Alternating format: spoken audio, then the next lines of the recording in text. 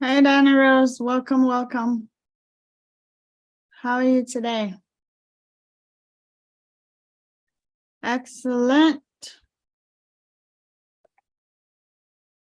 All righty. Perfect. So we're in the concluding part of the book, How to Win Friends and Influence People. It's divided into 4 parts, and we've dealt with part 1, which talked about fundamental techniques in handling people. Part 2 spoke about ways to make people like you, right? Because we know how important that is in, when you're marketing, especially when you're in network marketing. And then part 3, how to win people to your way of thinking. And then the part 4 that we're dealing with today is to be a leader. And in being a leader, how to change people without giving offense and arousing resentment. And we have a number of things, how this book helps, right? If as a marketing person, someone in network marketing, this book has enormous hints and principles and ideas to employ in order to get people to like you, because we know that for people to, patronize you, they will need to see that this is somebody I like, and to be able to say, okay, now I can trust you, right? So the part of knowing, that we're doing ourselves, but for them, once they know us, for them now to begin to, be friendly with us, to like us, and then to trust us. So as much as all of these techniques are, practical based, one-on-one, physical based, we can definitely use them in our interaction, even on social media, on the phone, when you're talking to people physically as well. So this book promises 8 things that it can help with to get out of a mental rut, think new thoughts, help you to think new thoughts, acquire new visions, and discover new ambitions. It helps to make friends quickly and easily, and it increases your popularity. It helps you to win people to your way of thinking. It increases your influence, your prestige, and your ability to get things done. Because once you're able to get people to like you, to adopt your idea, especially when they think it's theirs, definitely you'll get things done, pretty quickly. And then be able to handle complaints, avoid arguments, and keep your human contact smooth and pleasant. Number 7, become a better speaker, a more entertaining conversationist. And then lastly, arouse enthusiasm among your associates, right? So being a leader, this part 4 particularly spoke to that, to be able to, because there is, in the world that we are today, there are people that would perform below our expectation. There are people that would initially perform below their capacity, their potential. And it's our duty as leaders to be able to make them see it. That, yes, I know what you're capable of, but what you're doing right now is below, the potential that you have. And we should be able to pass that across without offending anyone and without causing them to resent us, right? So that is the techniques that we are picking up from here. How do you get people to do more? How do you get people to believe in themselves more without shutting them down or, arousing resentment or offense? So that is what we're picking up from today's session. So be a leader, how to change people without giving offense or arousing resentment. Principle number 1, it says, begin with praise and honest appreciation. So it says, if you must find fault, this is the way to begin. Now, Will people, do things, especially for us as leaders, you have an associate and all. Will people, do things that are below expectation or below, perform below expectation? Absolutely, yes, that will happen, right? But how do we make them aware? Because choosing to ignore them, number one, it's not going to be helpful for them. That's one. But of course, how does that impact you? You too will begin to, see the effect of their, inactivity, the effect of their, lack of enthusiasm in doing their business. So it's going to affect you as well, especially in network marketing, because the more you're able to get your team to produce, the better positioned you are. So how do you get people, how do you arouse into the enthusiasm in people, or how do you get the slackers to know that they're slacking, right, without arousing offense or resentment? So it's saying that there will be fault, but how do you get, show people their fault? It's saying you must begin with praise and honest appreciation. Somebody puts it this way, using a sandwich method that you have, this is the fault of the person that you wanted to point out. They now said, sandwich it in between two. Let me break this up so we know we're talking about the same thing. He now says, sandwich it in between praises. So start with praise, point out the fault, and conclude with praise. Sandwich method like that. He did not point that out, but it made me remember, that when you are pointing out fault, you start with praise and you end with praise and appreciation. But then in the middle, you point out, what that person is not doing well. So begin with praise and honest appreciation. And if I may add, end with praise and honest appreciation. All right. So that is the way to go. And he stated a number of examples, and there is one that I wanted to kind of for us to look at. He says, will this philosophy help us in operating in our everyday business, contact and all of that? So he says we should look at this example, a case study here. He says the work company had contracted to build and complete a large office building in Philadelphia by a certain specified date. Everything was going along well. The building was almost finished when suddenly the subcontractor making the ornamental bronze work to go on the exterior of this building declared that he couldn't make delivery on schedule. What? An entire building held up, heavy penalties, distressing losses, all because of one man. Long distance telephone calls, arguments, heated conversations, all in vain. Then Mr. Gore was sent to New York to bird the bronze lion in his den. Do you know you're the only person in Brooklyn with your name? Mr. Gore asked the president of the subcontracting firm shortly after they were introduced. The president was surprised. No, I didn't know that. Well, said Mr. Gore, when I got off the train this morning, I looked in the telephone book to get your address, and you are the only person in the Brooklyn phone book with your name. I never knew that, the subcontractor said. He checked the phone book with interest. Well, it's an unusual name, he said proudly. My family came from Holland and settled in New York almost 200 years ago.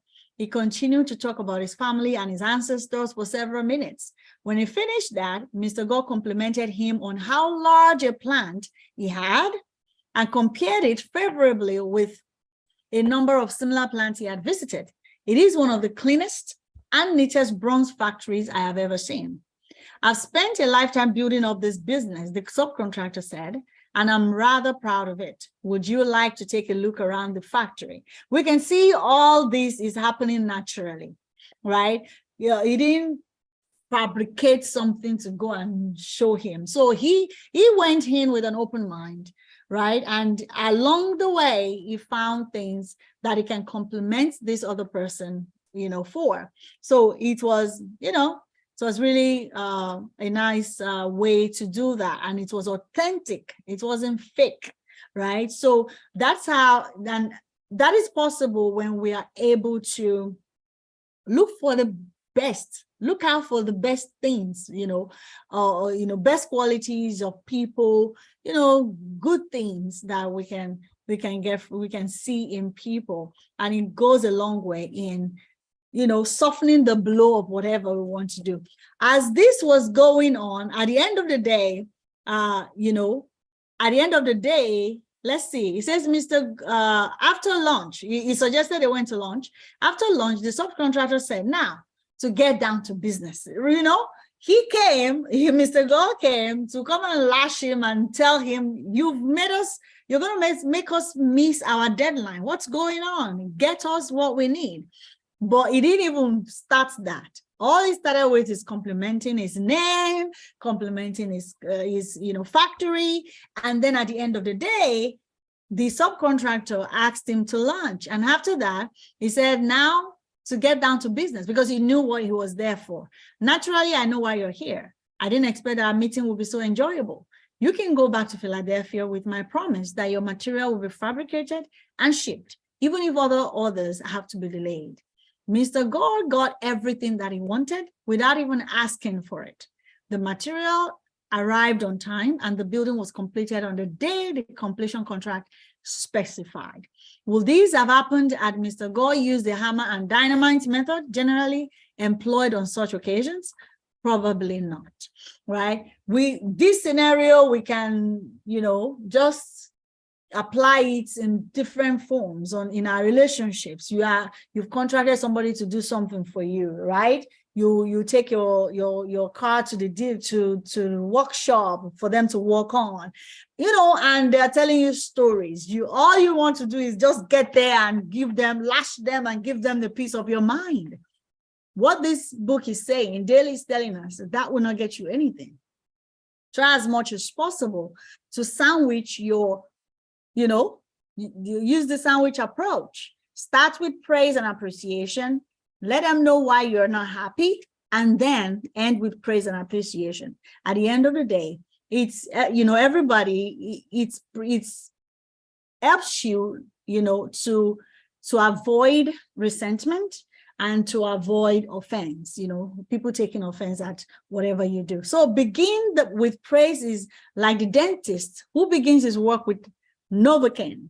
The patient still gets a drilling, but the Novocaine is pain killing. So we must begin with praise and honest appreciation. And like I said, I'm going to add mine from what I've learned a while ago. Begin with praise and honest appreciation, and end with praise and an honest appreciation. The sandwich method. All right. Do we have anybody who wants to add anything to that before we go on to principle number 2 on how to change people without giving offense or arousing resentment? All of this applies to our children as well, even our spouses. So as we're going through all of this, there are particular ones that I'm like, okay, I see it there, applying to spouses and even children, so definitely. And when we are able to apply that at home, applying it outside definitely will not be our problem.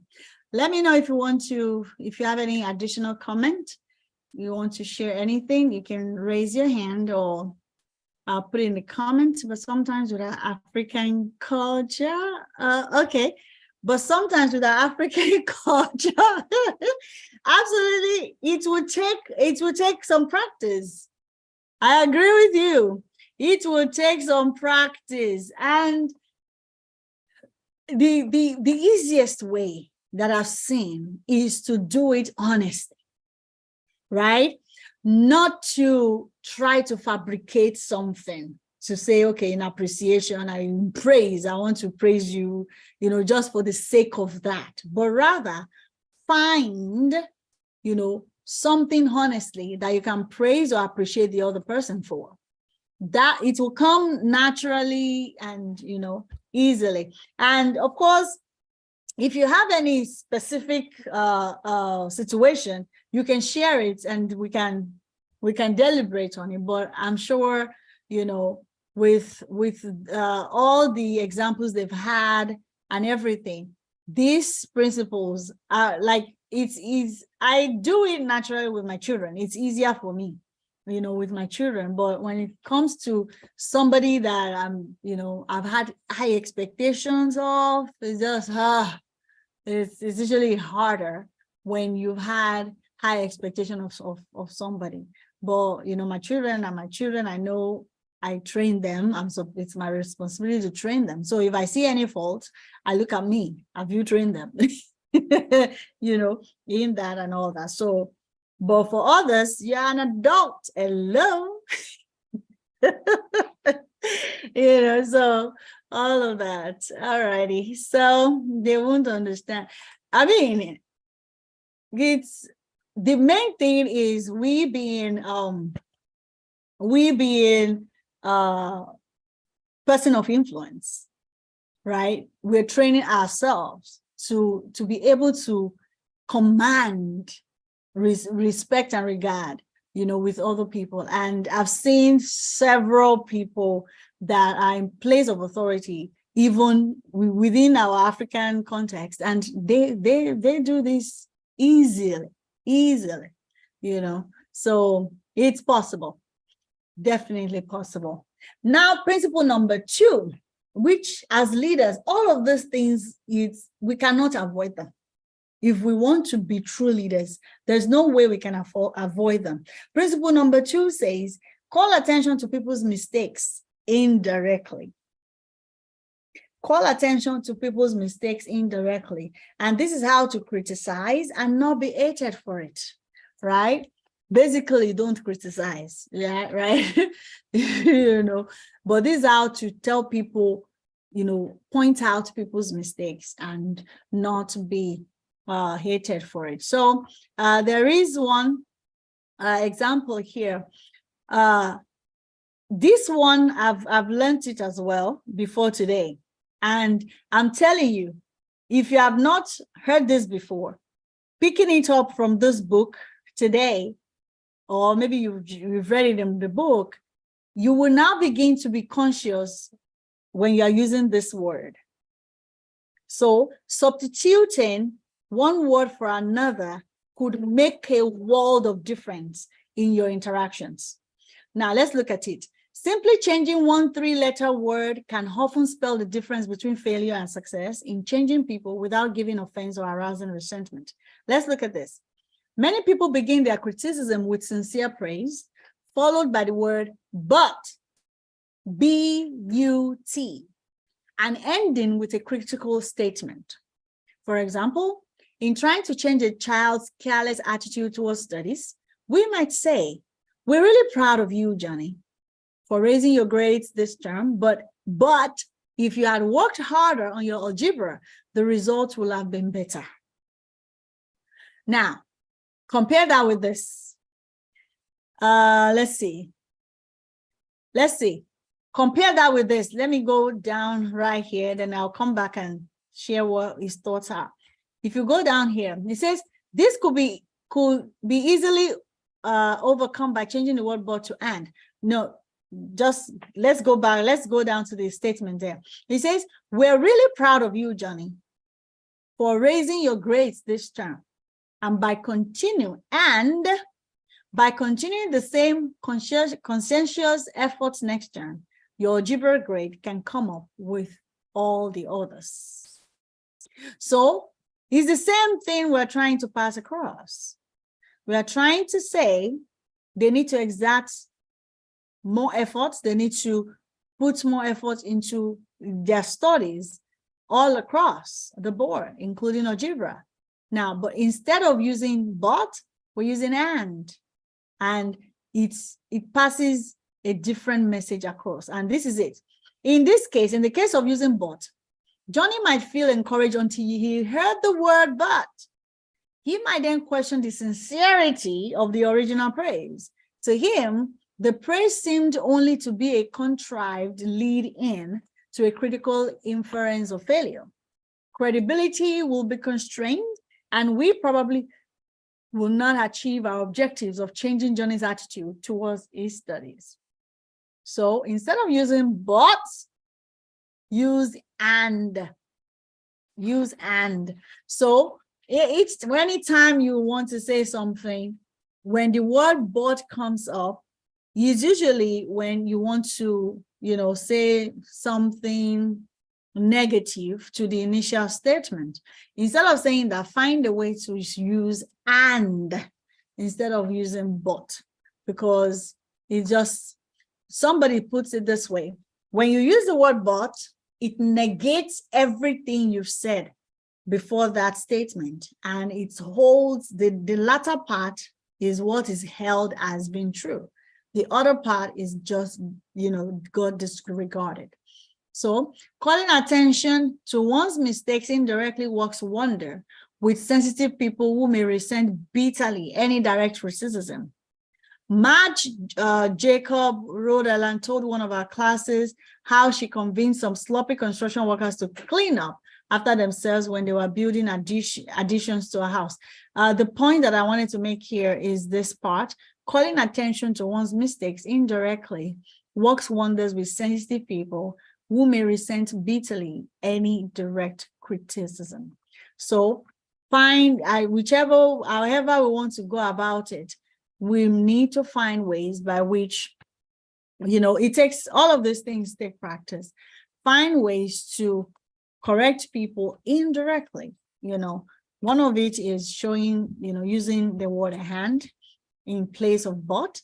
Another way is actually doing the thing that you want the person to do, showing them by example, right? That you actually wanted them to, to do. And that's the example here that we have here. Yes. All right. So any comments on that? Any addition? Any contribution before we go to principle number 3? So principle number 3 says, talk about your own mistakes before criticizing the other person. Talk about your own mistakes before criticizing other person. So talk about your own mistakes first. We are all humans, right? We make mistakes every now and then, right? So if the other person, no matter what, when the other person makes mistakes, it will be hypocritical of us to sound. Actually, when I was going through some of these examples, I remember, just like Diana Rose mentioned, that for Africans, it's usually, difficult and different. I remember it. I don't know how it is right now, but I know in those days, it's usually something that, we joke about, that no father ever come to their children and tell them, yeah, I used to fail algebra too. I used to fail my math as well. No father comes and tell their children that. Usually what you will hear is, I'm a straight A student. I was a straight A student during my days. Where did you get this from? Until there was this comedy, until the children, now came across the father's report card and they realized that he used to come last in his class, at some point, that he wasn't as brilliant as he portrays himself to be.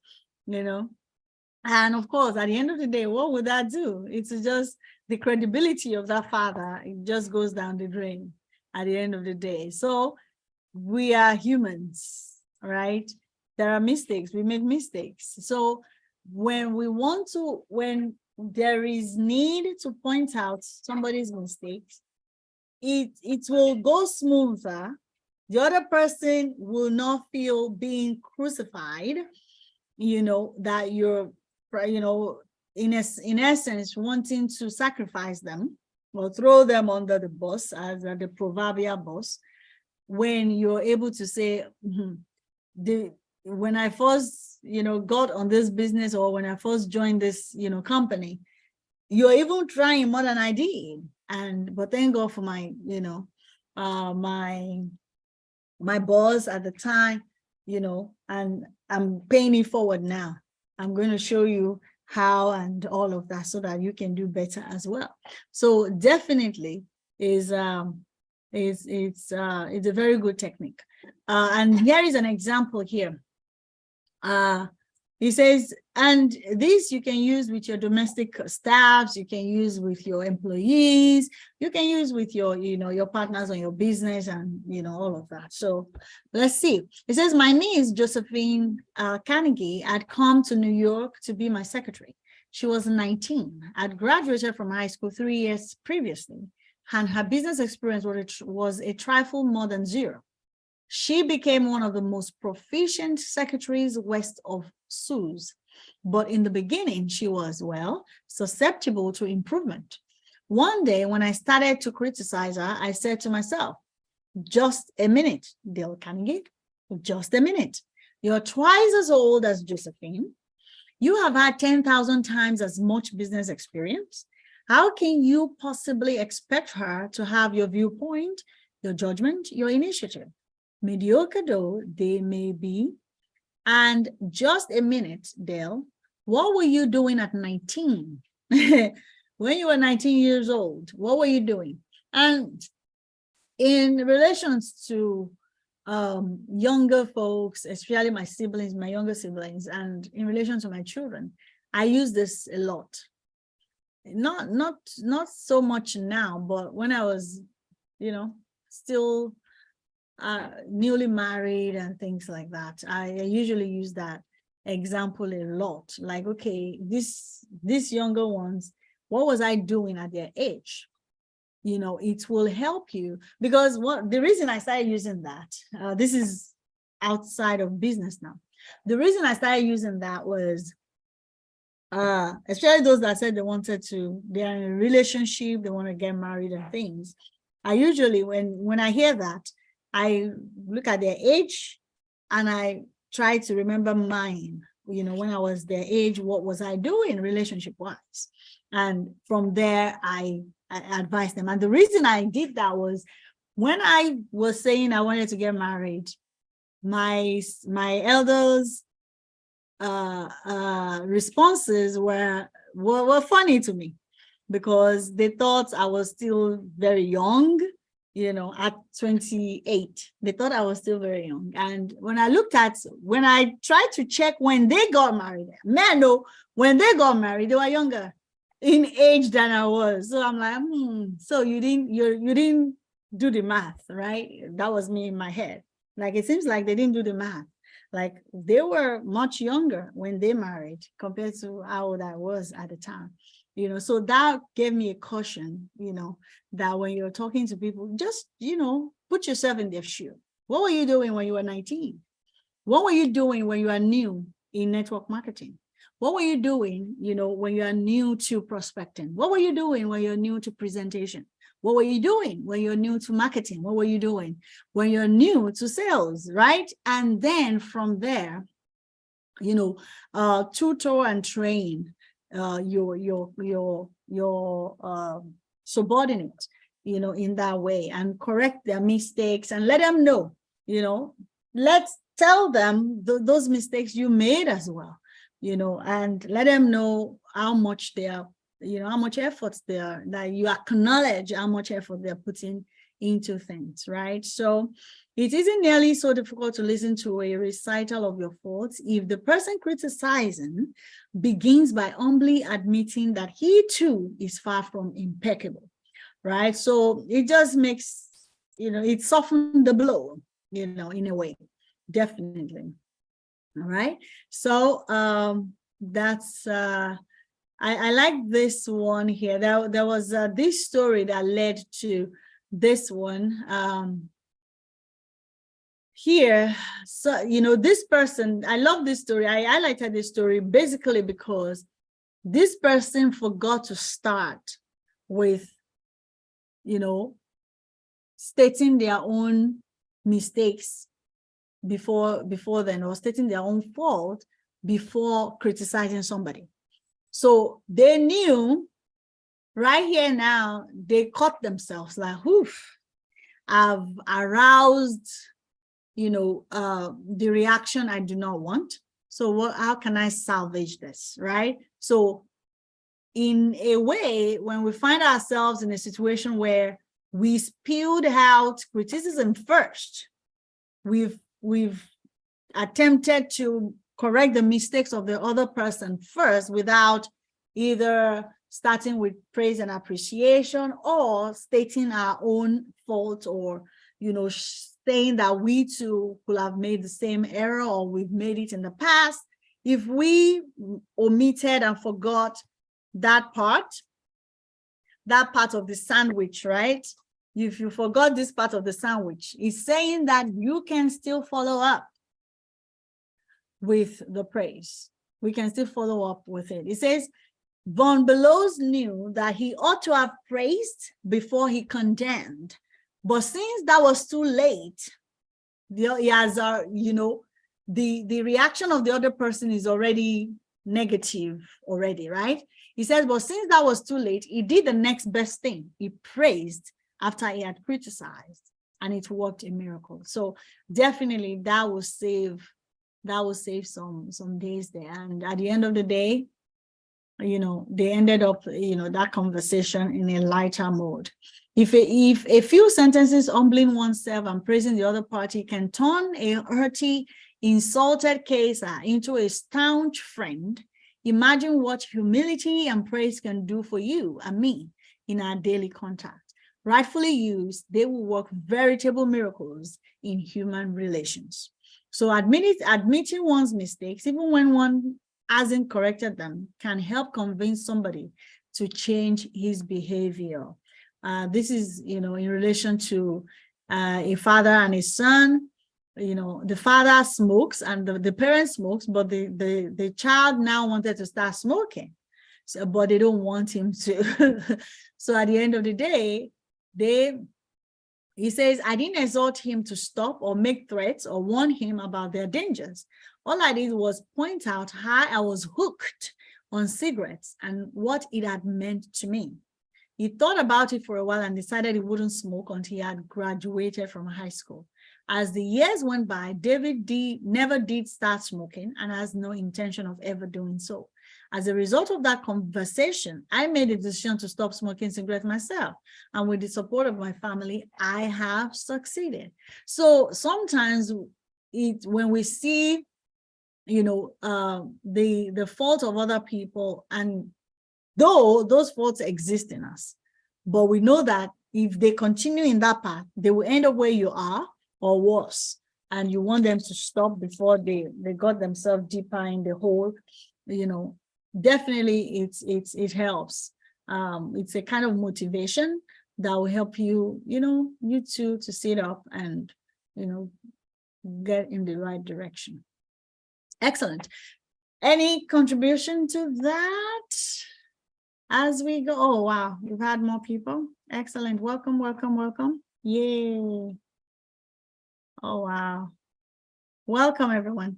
All right. So principle number 4, it says, ask questions instead of giving direct orders. These works like magic, because it gets the other people invested in the eventual direction that in the eventual order that you intend to give in the first place, right? Because it's a way to get people to do what you want them to do while thinking it's their own idea, whereas that's what you wanted them to do in the first place, right? Now, let's look at this. No one likes to take orders. That is point blank, okay? I once had the pleasure of dining with Ms. Ida Tabel, the Dean of American Biographers.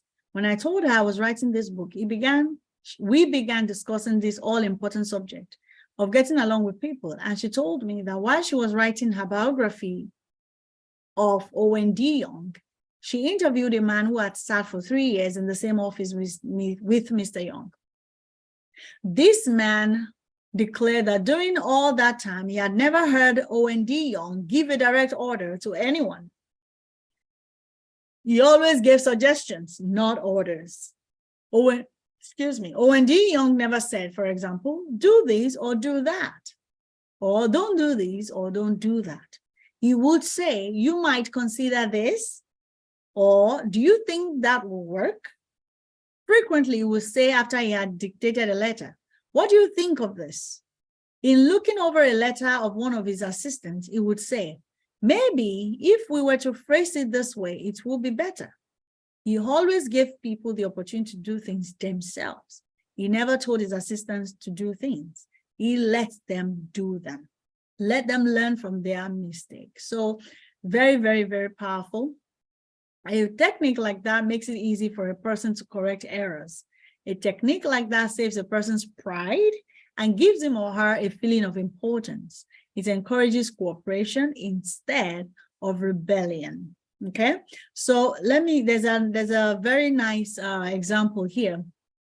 But before then, it says asking questions not only makes an order more palatable, it often stimulates the creativity of the persons whom you ask. People are more likely to accept an order if they have had a part in the decision that caused the order to be issued. When Ian MacDonald of Johannesburg, South Africa, the general manager of a small manufacturing plant specializing in precision machine parts, had the opportunity to accept a very large order, he was convinced that it would not meet the promised delivery date. The work already scheduled in the shop and the short completion time needed for this order made it seem impossible for him to accept the order. Instead of pushing his people to accelerate their work and rush the order through, he called everybody together, explained the situation to them, and told them how much it would mean to the company and to them if they could make it possible to produce the order on time. Then he started asking questions. Is there anything we can do to handle this order? Can anyone think of different ways to process it through the shop that will make it possible to take the order? Is there any way to adjust our hours or personal assignments that would help? The employees came up with many ideas and insisted that he take the order. They approached it with a we can do it attitude, and the order was accepted, produced, and delivered on time.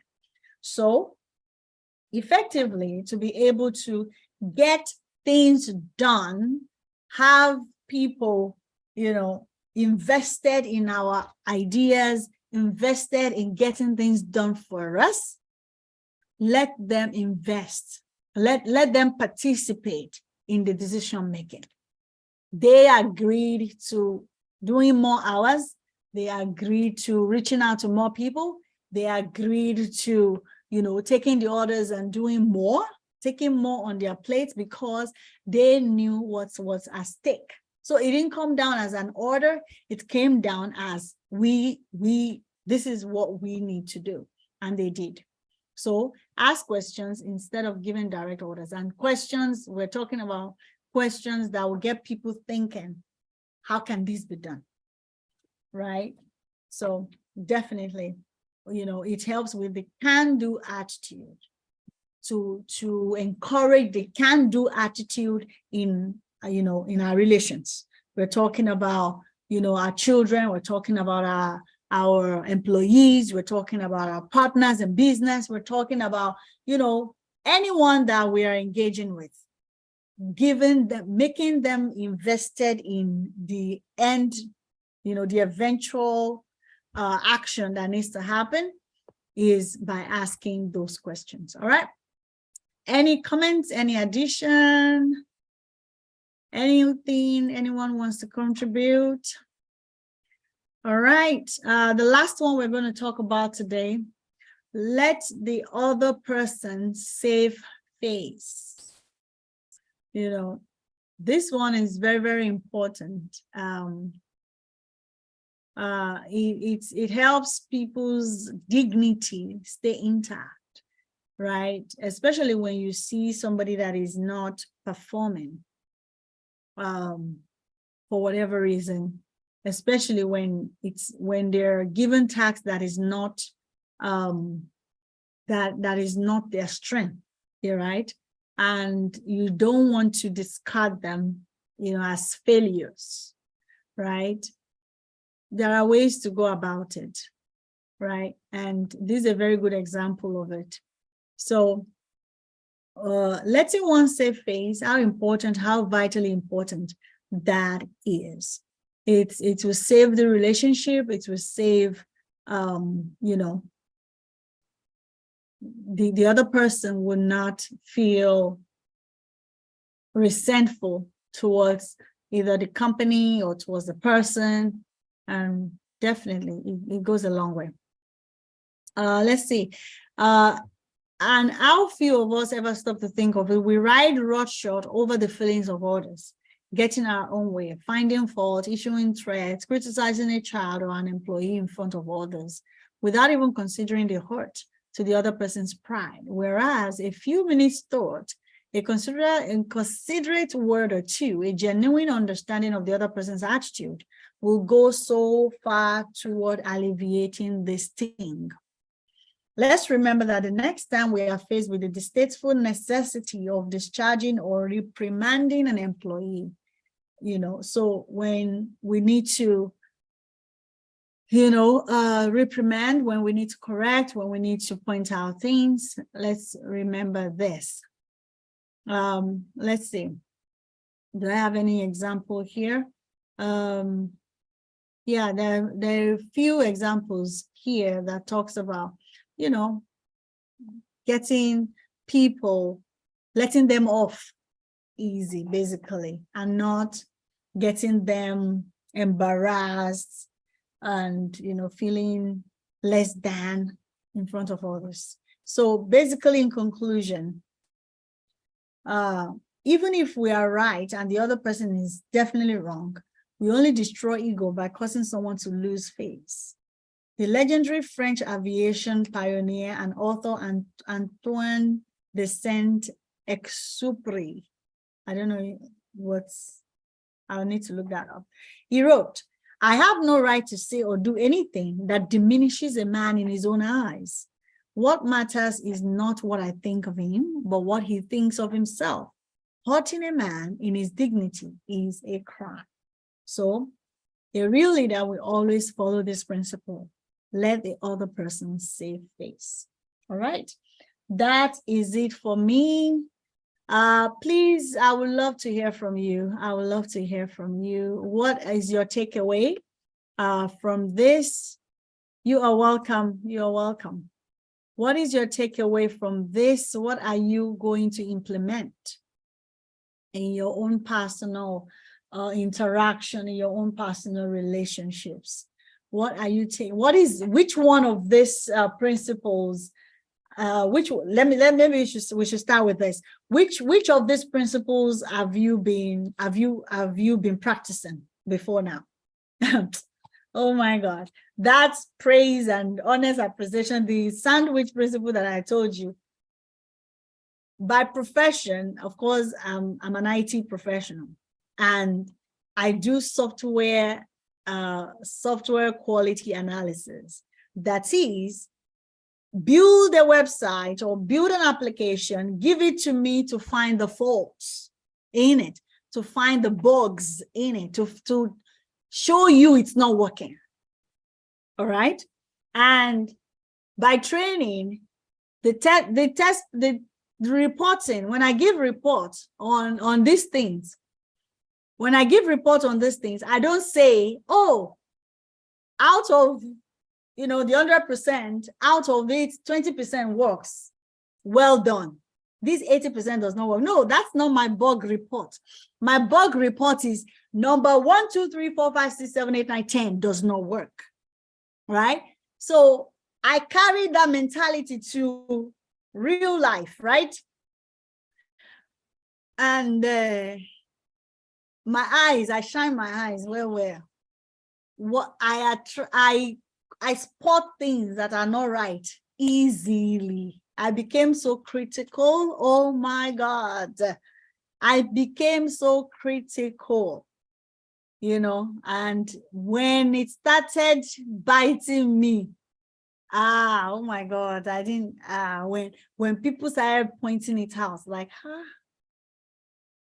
this could be better, this could be said better, that was when that person, did a lesson.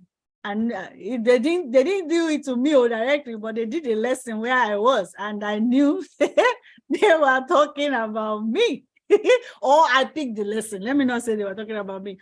I picked the lesson. They gave that analogy, and since then, I've been, I'm way better now. Oh my God, I know. I know, because now, when I remember those days, oh my God, I'm like, really? You said that? You approached it like that? To myself. No. I am way better now. And this book just brings all of those memories. Yeah, I tell you, so I've been practicing the arty appreciation and saving that's beautiful. That is beautiful. Yes. We don't have to call out people on their errors all the time. No, right? Let them, give them an easy let's off, like, just you can go back to them privately and talk about it, but in public like that, let's keep people's dignity intact. All right. And the other one that I saw, talk about your own mistakes before criticizing the other person. Yes, I used to want to do that too. Okay. Yes. Ask questions instead of giving direct orders. That I need to pick up, definitely. Being able to get the other people invested in the solution, right? Like, get them contribute, so that at the end of the day, it's our solution. Everybody's is in there. Excellent. Yes, go ahead, Shakira. I saw you raise your hand. Hi, thank you. Yes, I was gonna ask, so what happens, how do you approach a person that comes to you for an advice? Like, this person maybe is going through something and they want you to advise them. So normally I'll give my honest opinion about the whole matter, but I came across, I think it was from the book, and the person didn't talk much, more like according to what is, okay, yeah, it was about a man that the wife asked him that, what do you think about me? And he was like, he didn't give her the opinion that she wanted. Instead, he bought her some things the other day and the answer, I don't even know, but that was how he resolved the whole thing. So, but for someone that, I try to do that, but most times I'm unable to. So is it that you're not supposed to, even if somebody comes to you for an opinion, like a real advice, how do you advise the person without making the person feel bad? Thank you. You're welcome. That's an excellent question. Anyone wants to chime in on that? Does anyone want to chime in? That's a really, really good question, Shakira. Right? Like, somebody comes to you and say, what's your opinion, about something, right? Especially when it's personal to them, like when it's their own behavior or when it's their own work, right? And I see that more with, people that work for us, especially in, at offices, in jobs, where you need to give, okay, this is more personal questions, okay? So, like, to them, like, okay, what do you think of me? I run away from such questions a lot. Hey, personally asking people, give feedback about me. Jeez, because personally, I'm very critical of myself. So I don't easily ask people, what do you think of me? but it's a good thing to do, right? To get people, give feedback. However, when somebody comes to us doing that, I think I heard Simon Sinek said something similar to that. He attended a performance, like I think it's a recital or maybe some form of, theatrical performance of a friend of his. And while he was there, he was not impressed one bit. Now, if you were to give the feedback immediately, what he will have given is something of, wow, I painfully sat through that, the whole performance. That is what honestly, that is what he will have given. But of course, he wasn't expecting that his friend will ask him.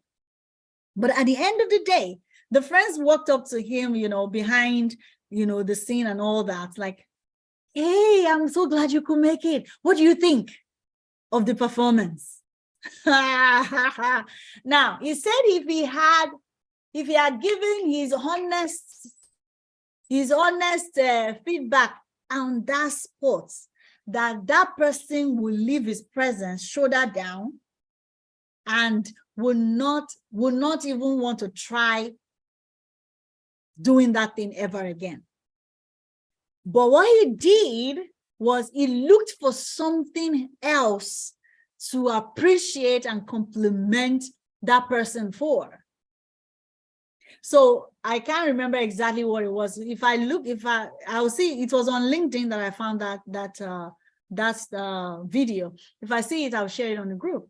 So he basically told the person, I love the effort that you put into this.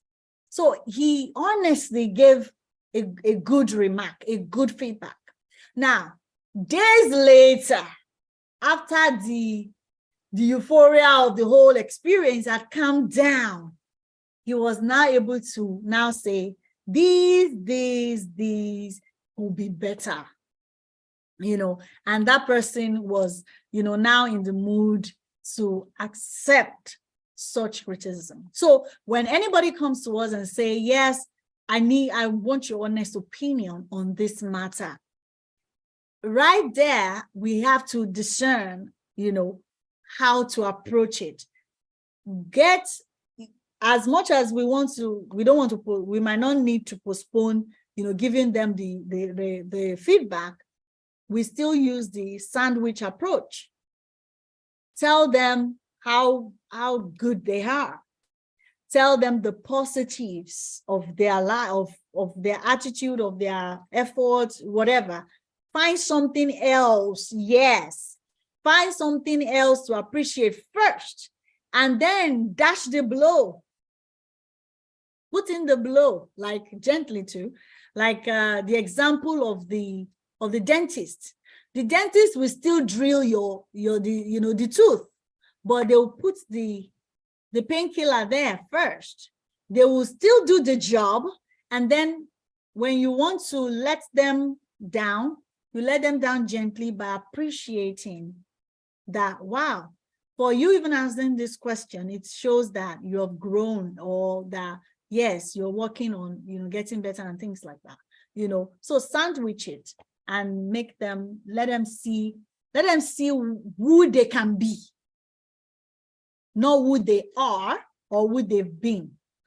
Let them see who they can be, in all of that. I hope that helps. Any contribution? Any other contribution? I hope that helps, Shakira. Find something else to appreciate. Yes, thank you. Yes, you're welcome. You're welcome. All righty. That's it for me today. Have a wonderful week ahead. I'll look for that video and share it if I can find it on LinkedIn. And yeah, I'm sure it's going to go a long way. All right, I'll see you next week. We are rounding up this book next week by God's grace. If you have any suggestion of any book you want us to pick up, especially on marketing, sales, that is the skill of marketing and sales, and then maybe prospecting and things like that. We want to go into skills this time, all of that. And then after that, we're going to go into mindset. So let me know if you have any ideas. All right. Have a wonderful one, everybody. God bless you. Bye. You are welcome. Bye, everyone. Let me see.